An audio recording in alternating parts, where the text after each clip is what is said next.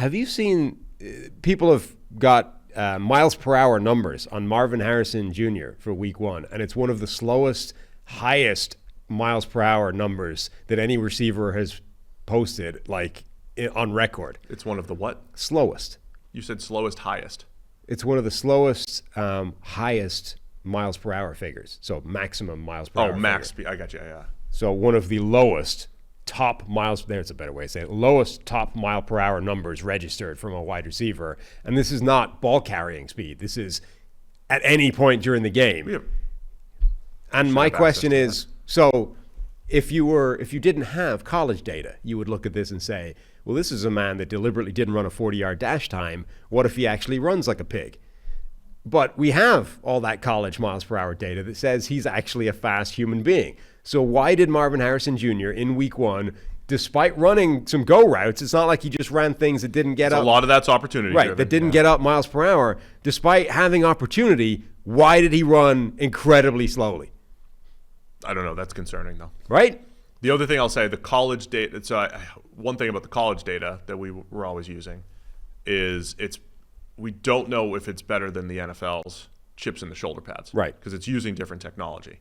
We don't know how good it is. Now, I think it's pretty good. It correlates pretty highly to 40 times and everything, which is why we said, look, Marvin Harrison Jr.'s average of his top 5 max speeds in college and his max speeds were right up there with the Malik Neighbors of the world. No concern, right? Oh, he didn't run? Who cares?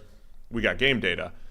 But now you've got NFL game data. I mean, is he just out of shape because he didn't do much this offseason? I don't know. He was 1.3 miles per hour slower than Keon Coleman of 4.6 fame. Where are you seeing this? Jetpack Galileo tweeted it, and Seth Walder has sort of further commented on it based off ESPN's information. The one caveat I'll use, and I don't know if this is even a good defense for Harrison because he ran a lot of routes, as you mentioned, and ran deep. A lot of it is opportunity driven, right? So if you're looking at players' max speeds in week 1, obviously they're going to be higher by week 10 because they'll have more. It's legit opportunities.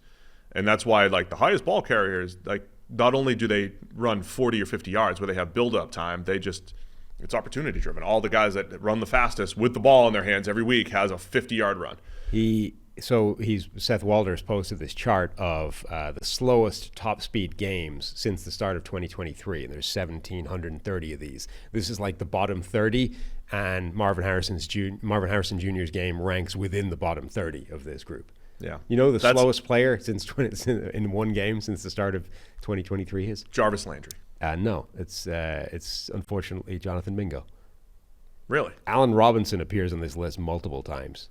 Lost a step. As does Tyler Boyd, and that one is more of an opportunity thing. I think. If you're a slot receiver, right. That makes sense. Guess who else appears on this list for the slowest game time? Quentin Johnston. No, but you're in the right ballpark. Justin Ross. Sorry, I was thinking Jonathan Ross. That was my bad. I was trying to make a speed thing. Justin Ross, not Jonathan Ross. Not John. That's okay. John Ross does not have opportunities either. Anyway, point being, Marvin Harrison Jr.'s game was historically slow as a one-off thing, and that's strange. Off his college tape. That was worth a discussion. That's something to keep an eye on.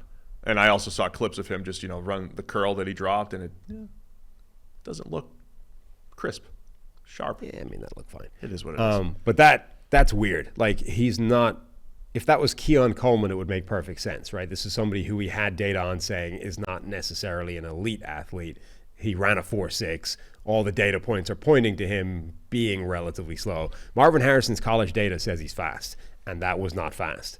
So the evidence mounting against Marvin Harrison Jr. is he did not run at the combine, did not run at pro day, went through an entire training camp where everybody puts highlight reel film clips out and didn't have any of those.